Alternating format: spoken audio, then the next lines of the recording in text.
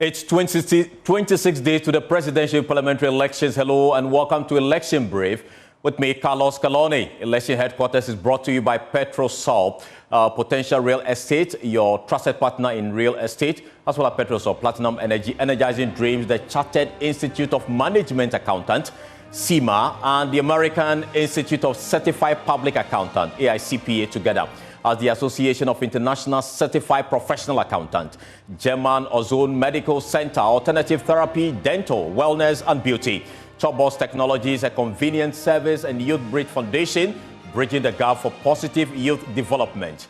We're live on DSTV Channel 421, GoTV Channel 125, all social media platforms, and around the world on myjoyonline.com. Please stay tuned in.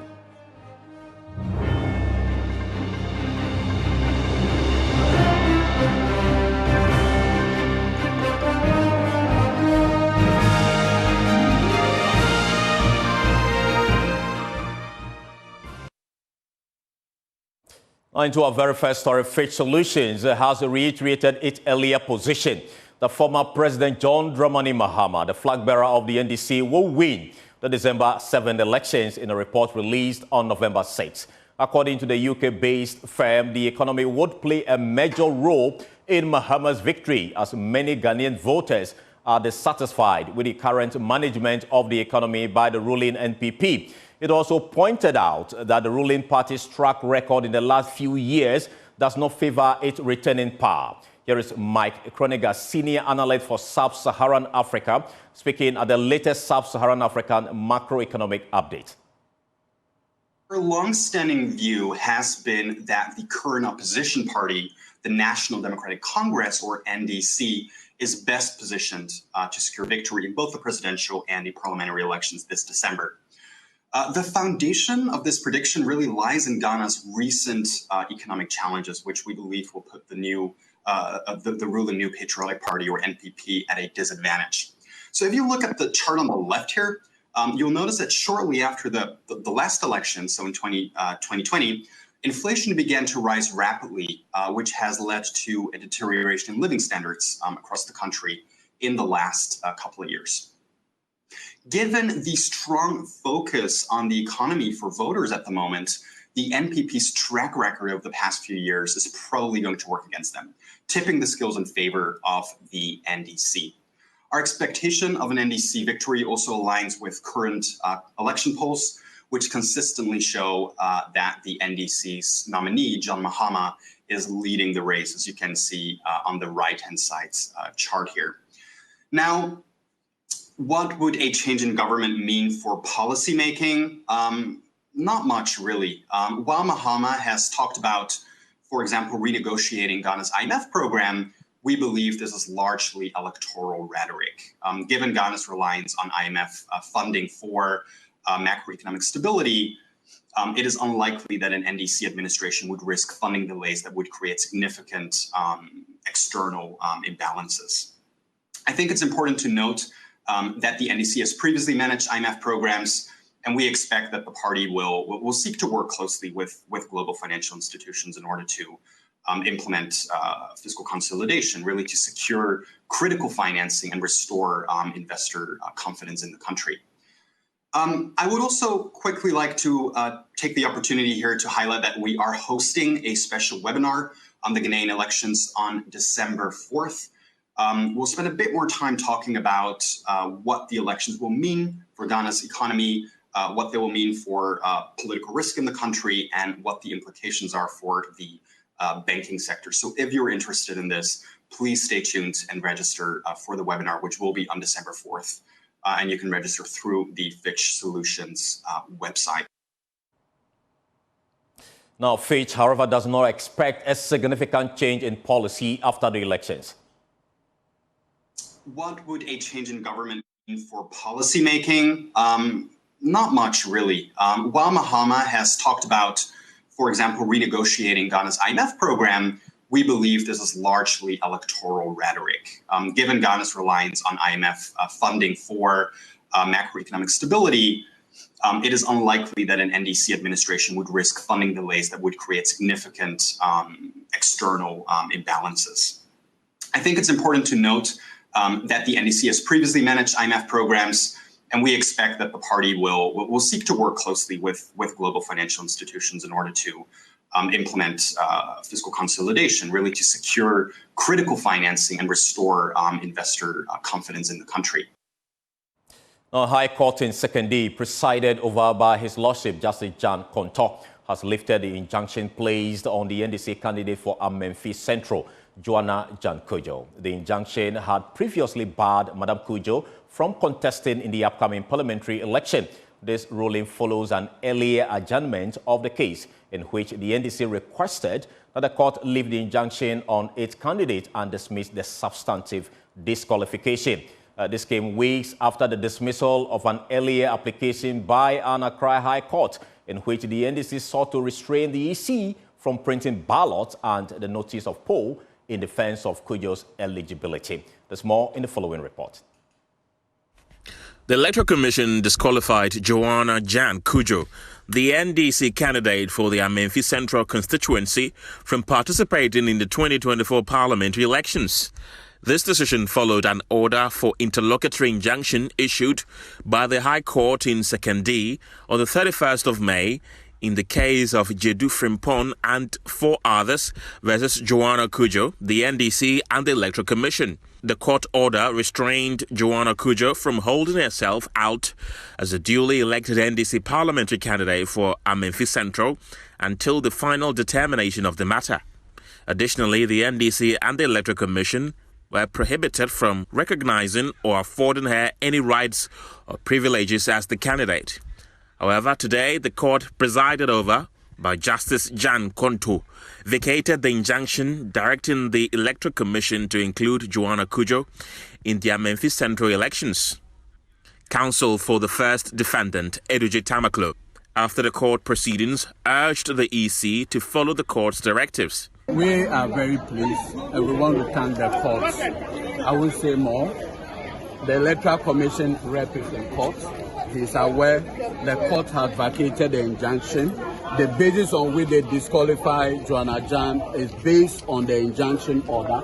Now that the injunction has been vacated, Jane Mensah should do the right thing. Jan Kujo, after the court proceedings, was elated that the albatross had been removed. She further urged her followers of intense campaign to secure her victory on December 7th. Tell them that as they know, say, the only one I did was we won for contest and I won, and God indeed has proven people wrong. And now we are in the next, and the way they fight for me, I'm coming home and we are going to do our campaign lunch, and after the campaign, and then so I know that people are waiting for me and they are happy. So I want to tell them that they should just go and find something to eat and drink and be happy and thank God. And we have to go to church and do this thanksgiving to God, because God has done it, God has made it, and we have made it, and God has been with us from day one.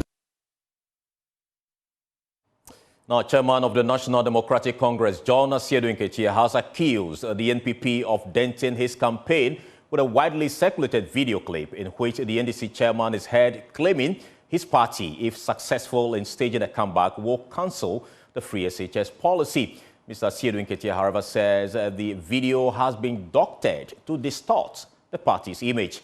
Anaya Ojima has been touring the Shanti region with the NDC chairman and has filed the following report.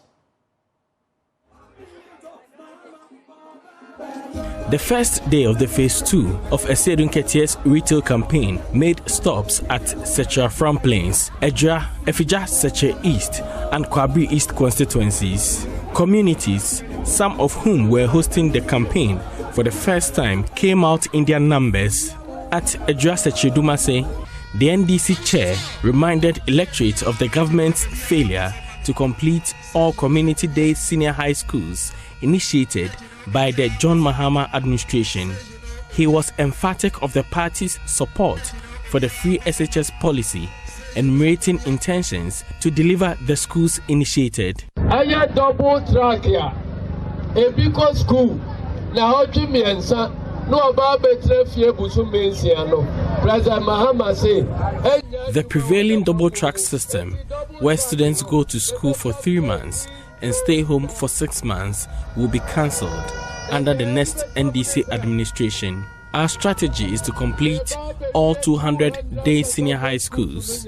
This will ensure students have access to education. There will be enough dormitories, classrooms, and all amenities to ensure they all go to school in the same period. On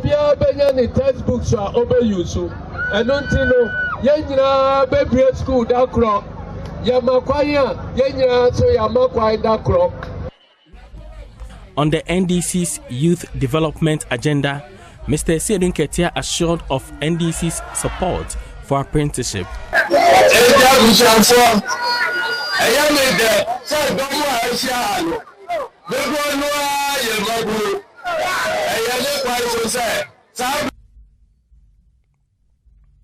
I am happy to find a lot of young people here. We are at a point where the young people will have to put their destiny into their hands and fight for their well-being. Some of the old folks have destroyed the country. If you allow them to continue like this, you will suffer after their death. They have left the country in debt.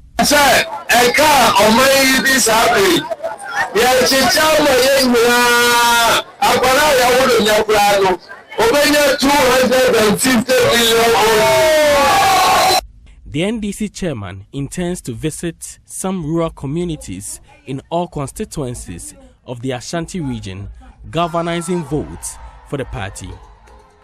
For Joy News, Nanaya Ochima reporting.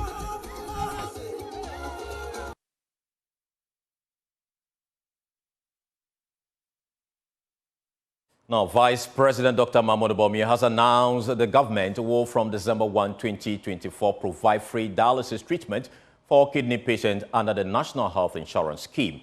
Addressing a stakeholder meeting in the Old Tafo Pankrono constituency, Dr. Bawumia outlined the government effort to support needy patients with the cost of treatment through the NHIS. According to him, the free dialysis policy is as a result of a successful pilot program launched earlier this year for a patient about 60 and below 18 years. Under the policy, all kidney patients who are registered under the NHIS program will be entitled to free dialysis treatment. Dr. Bawumia explained the policy is aimed at reducing the financial burden on kidney patients and their families who often struggle to afford the high cost of dialysis treatment.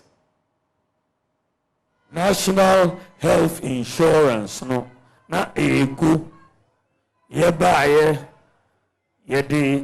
pija National Health Insurance, no, ye disika akoshim, na ushweswa, yaria na National Health Insurance, no, ye di account childhood cancer, ene mkoda umwenya cancer, ye free under National Health Insurance.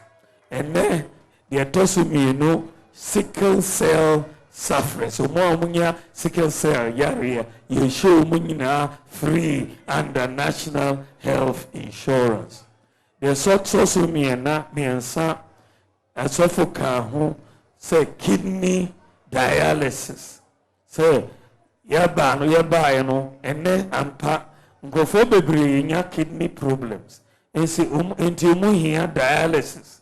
A dialysis no so sikano doso nipa bebre intimi entu yasa sikano enti 6 months ago ye started pilot say ye the dialysis no beba National Health Insurance so nipa na umuye over 60 any under 18 for the last 6 months umuji dialysis under National Health Insurance free.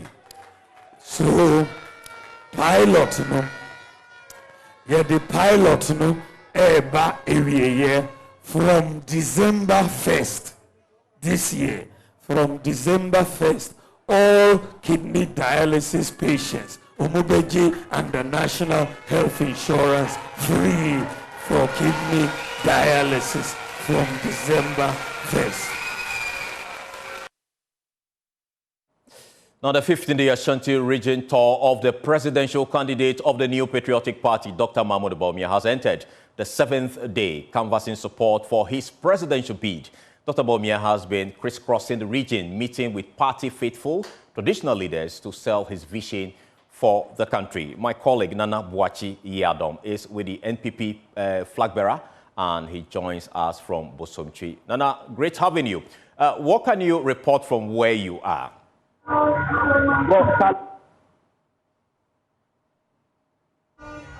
Well, Carlos, we are in the Bosomtwe constituency. This is the constituency of the Honorable Minister for Education, Dr. Osei Edutum. The Vice President's tour in the Ashanti region has entered day 7. The first day, we realized that he toured some 3 constituencies. This constituency would make it the 246th constituency nationwide that the Vice President has toured so far. Right away from the Bosomtwe constituency, the Vice President, Dr. Mahmoud Bawumia, would be moving to the Ajusu constituency, then move on to the Asokwa constituency. Today, his campaign would be moving on to 4 constituencies. Earlier, we were at the Bekwai constituency, where he engaged traditional leaders and then party faithfuls. Well, let me run you through some of the things that the Vice President has been saying. Today at the Bekwai constituency, the Vice President was with the Member of Parliament for the constituency, Joseph Osei-Wusu, who happens to be the first Deputy Speaker of Parliament. We already know that Joseph Osei-Wusu is not running again. And there is another person who is seeking to replace Joseph Osei-Wusu, that is Raphael Edusipoko. There is another independent candidate in the constituency. The Vice President, alongside Joseph Osei-Wusu, have cautioned party faithfuls and the Bosomtwe constituency at large to reject any independent candidates in the December polls. The issue is that the Vice President is citing the current standoff in Parliament, saying that if there is an independent candidate in Parliament, it is also going to frustrate his administration if elected President in the December polls. Joseph Osei-Wusu also reiterated the same comment. Moving on to the Bosomtwe constituency, the Vice President met with the clergy, traditional authority and the Islamic community, where he assured them of his commitment to ensure and empower them when he comes into office in 2025. The Vice President has also said that when he's elected President, he's going to include traditional leaders in his government, saying that it is going to be an all-inclusive government beginning 2025 when he is sworn in. He has touched on the credit scoring system and also touched on the Women's Trade Fund that he says that is going to help women businesses if elected President. He has also spoken about the LGBTQ issues that have come up some time ago and matters of illegal mining.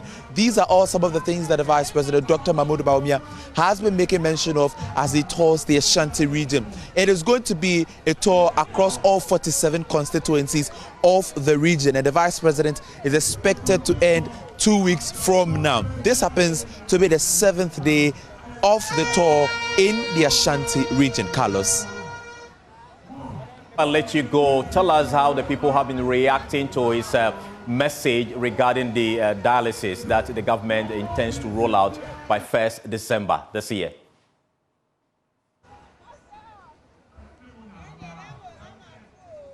Well, Carlos, you remember that from the Vice President's speech earlier, he indicated that there was a piloting program which started early this year. The piloting for 60, those above 60 and those below 18. The Vice President says that, well, the piloting is coming to an end. And so beginning the 1st of December, government is going to make sure that dialysis is free for all kidney patients. This message has been well received by the party faithfuls and then every supporter in the Ashanti region when he made mention of that.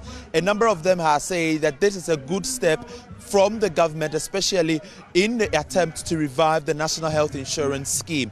And so all of them who he has been preaching this message to are receiving this with so much applause. Everywhere the Vice President goes, he has been making mention of it. Today, this morning, he's made mention of it. And you can see that right behind me, the crowd over there, all of them are coming in to listen to the message of the Vice President. This is the Bosomtwe constituency, I must reiterate, and they are coming in their numbers to listen to the message of the Vice President. His promise to include children of cocoa farmers into a scholarship scheme or give them free tuition into the university is well received. And then his message yesterday declaring that effective December 1st, government is going to ensure free dialysis treatment for all kidney patients has also been well received. A number of party supporters troop in to receive the Vice President in every constituency that he goes to listen to his message. The message that he has described as bold solutions for Ghana's future. Watching for that great report there. You're still watching Election Brief with me, Carlos Calone. We'll take a short break. We'll return. Please stay.